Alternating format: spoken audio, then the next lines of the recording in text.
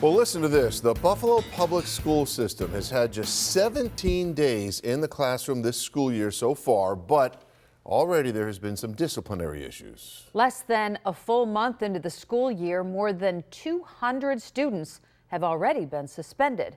2 on your side's Andy Payton is in our newsroom with more on how the school and the community is responding. Andy? Yeah, and Scott and Mary Alice, if you do the math, that's an average of 13 students a day being suspended in Buffalo Public Schools so far this year. Some members of the community see this as a big issue, but as I found out today, others not so much. I mean, do you think these numbers are a concern for the district at all, that suspension numbers are over 200? I don't, honestly, and I say that as not just as a board member, as a parent, but also as a school psychologist in a neighboring school district. While the number 200 may be alarming to most parents this early in the school year, Larry Scott says it shouldn't be.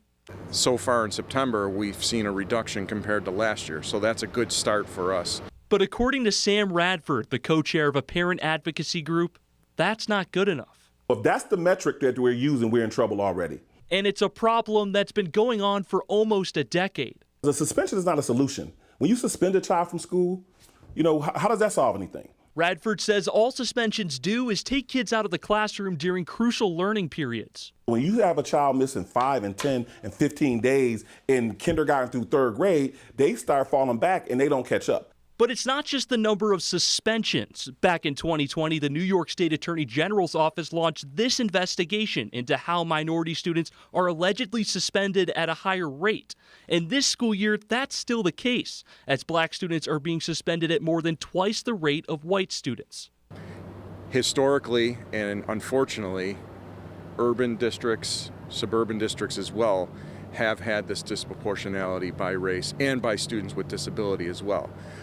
So that is something we continue to work on. Scott wants parents to understand that they're not trying to suspend students unless they have to, and that the district is taking steps to address these behavioral issues by hiring more supportive staff and looking into alternative forms of punishment. Where we're teaching our kids how to manage their anger, how to interact appropriately with others, taking the time to do that and not just teaching math and English and social studies and science.